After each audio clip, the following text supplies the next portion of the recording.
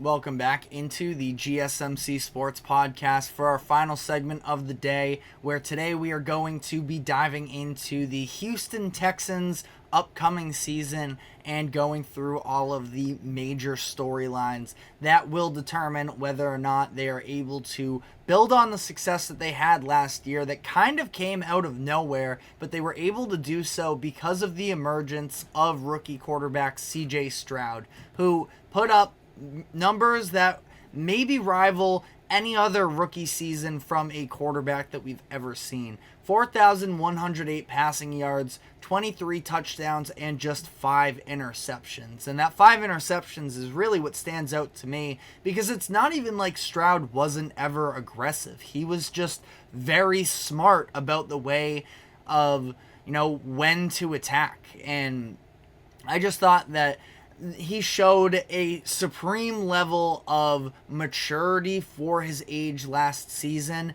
that does make me think he's going to be able to repeat it. Now, that being said, the NFL teams now have a full year of film on him, and they're going to look to attack all of his weaknesses. So this idea of a sophomore slump, which is, a very common phenomenon for NFL quarterbacks, I think that Stroud is going to be able to avoid any of that, and the Texans did a really good job this offseason, I think, of surrounding him with as much talent as they possibly could. And already they had a pretty good foundation on offense, but they then went out and added Stefon Diggs over the offseason, where Diggs was a little bit of a disgruntled asset by the time that he finished up his career with the Buffalo Bills. And I've talked about before, I think that he is probably outside of that top 10 wide receiver list in the NFL, but still an extremely explosive and dynamic athlete and weapon that can be a massive plus for CJ Stroud. And I think that ultimately, they got him at a reasonable price. They don't have him on the books past this season. So even if you are down on Diggs and this doesn't work out this year, it's not like this is going to be a move that potentially, cripples them financially for years to come. And Diggs can just be an explosive option for them. They already have pretty reliable, solid players around him as well. You look at Nico Collins, who had a breakout season last year and is probably going to be the go-to guy for Stroud once again this year. But Collins, again, is a little bit more of the reliable, not ultra athletic. He's a good athlete, and we saw his breakaway speed at times, but not somebody that, is necessarily the stature of Diggs in terms of making those types of massive plays. So I think that he's going to be able to continue to have success next year. You get Tank Dell, who was having an incredible rookie season up until his injury about partway through. That obviously handicapped them a lot. Diggs' addition as well does provide a little bit of insurance in case Dell isn't fully ready to go week one. It was a pretty devastating injury at the time. And I also like the fact that the Texans went out this offseason and re-signed Dalton Schultz, who became another one of those very reliable red zone threats. I think between Nico Collins and Dalton Schultz, they both showed a very good ability to work their way into open space in a limited red zone. And Diggs can probably be somebody who helps get them up the field, breaks out for these explosive plays, but even when the field shrinks, I think that Collins and Schultz are sort of go-to guys for Stroud and are going to continue to be so. Looking at some of their offensive numbers from last year, what really stands out is the fact that their run game just was not good enough, and in large part it is because of the offensive line, which is pretty middle of the pack. Now they're hoping, of course, that they can build on that to some degree, where they've used a handful of draft picks in recent years to try and build up this group. Kenyon Green and Juice Scruggs, both players that haven't really broke out yet, but high draft capital was used on them, and if they can perform well, there are already a couple pretty established veterans in Laramie Tunsil at the left tackle position and Shaq Mason at right guard. So this could be a good offensive line, especially if we see those younger guys play into the role that we expect out of them. But for the run game as well, they went a couple years ago from having at least it seemed like an up and coming attack, where a couple years ago they had, I cannot believe I'm blanking on this name right now. You'll have to work with me for 2 seconds here, but it was before Singletary, Dameon Pierce. My God.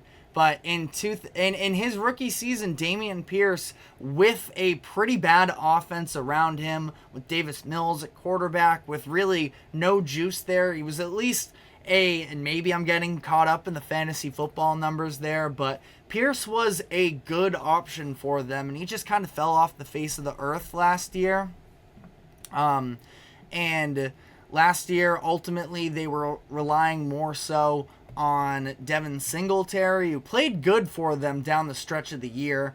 But this offseason, they go out and they acquire Joe Mixon, who, again, is sort of probably outside of that top 10 running back list, but is still a veteran that has a lot of experience and is a talented player that you would really like to see them be able to up their numbers there.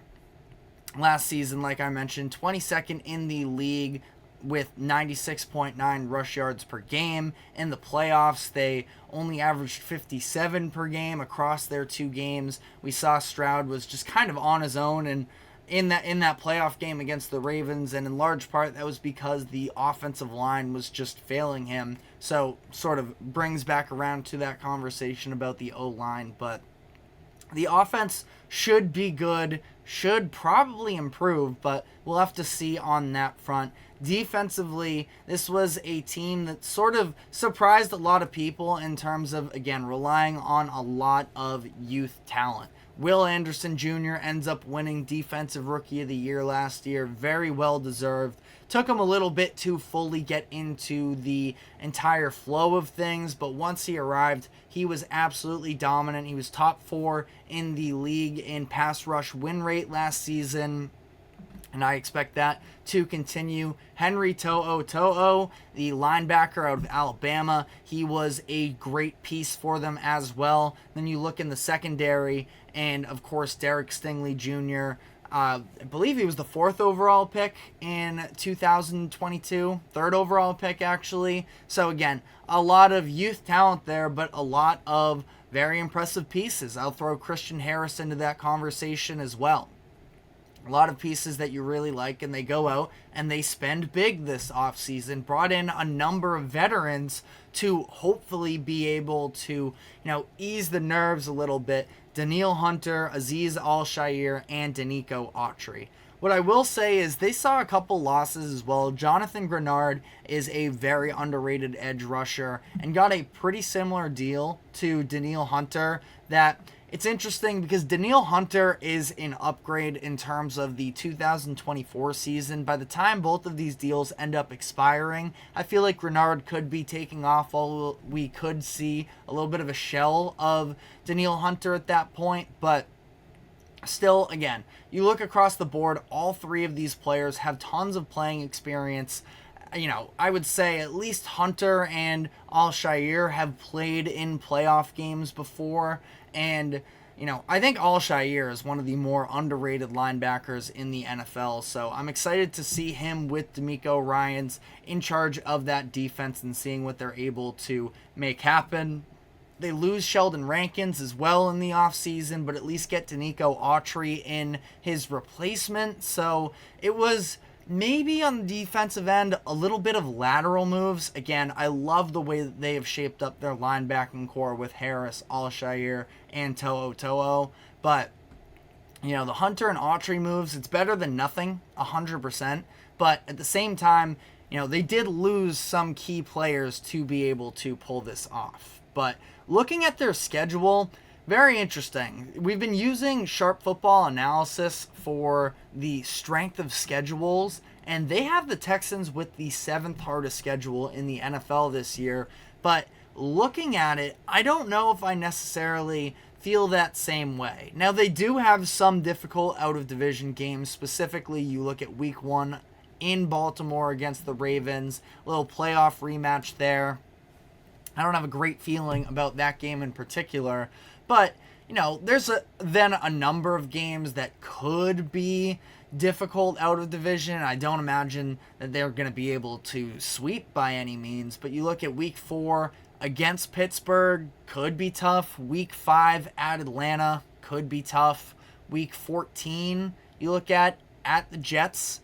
And sneakily, I think out of all of those, the Cardinals could be a team that could surprise people this year as well and be a little bit scrappier and, sneak up on some people. I'm a believer in Zach Gannon, Kyler Murray fully healthy, so we'll see there. We'll see if Kyler Murray's even, healthy by then. But I don't think that I see all too many extremely difficult matchups for them. Now, I think that the AFC South we saw last year sort of exceeded expectations, and the Texans were a very large part of that. It seemed like the Jaguars coming off of their playoff win in the 2022-23 season, and the fact that they were in it with the Chiefs as well in the divisional round, that this was going to be their division to take. They obviously deal with the Trevor Lawrence injuries down the stretch of the year. Inconsistencies were always sort of a part of their season, but, they will be good. I think the Colts were a team that ended up winning, I believe it was 9 games last year, and were far more competitive than anybody expected there.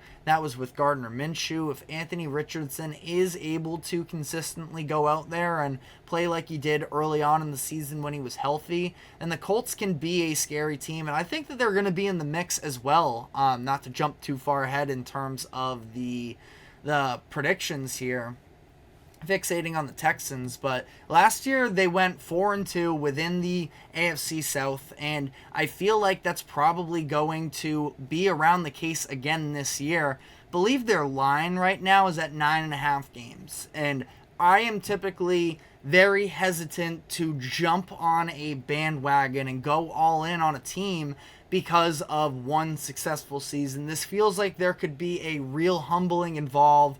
Something may go wrong in terms of the injury front, but I gotta be honest, I look at the schedule, I look at this roster, I really like what I'm seeing. So I have them going with 12-5, and I really don't feel great about that because of the fact, like I said, there's a lot of youth on this team, not just from the players, but from the coaching staff as well.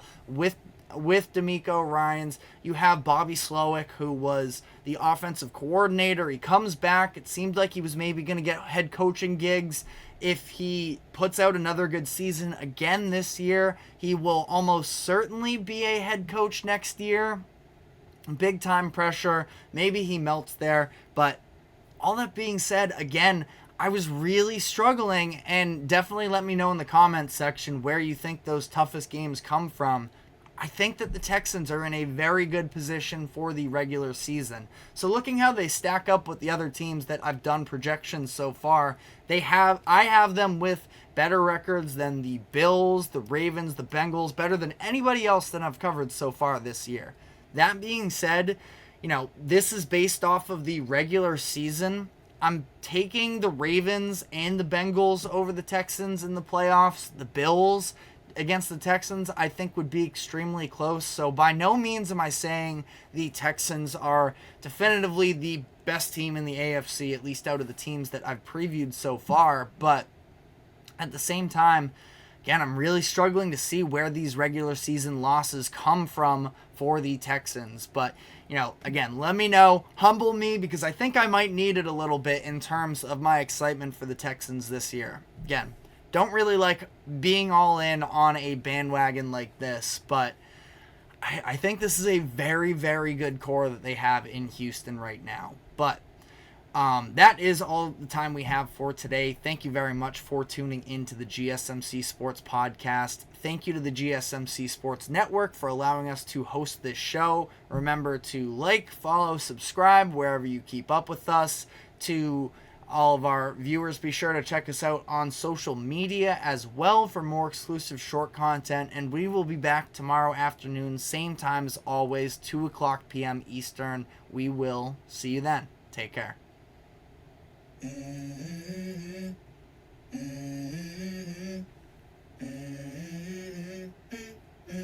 Let's go. I wake up to a little bit of drool on my pillow, feel like it's gonna be a bad day. Yeah, I'm tired of shit, and the coffee ain't hit yet. Damn, ain't that great. I don't wanna go.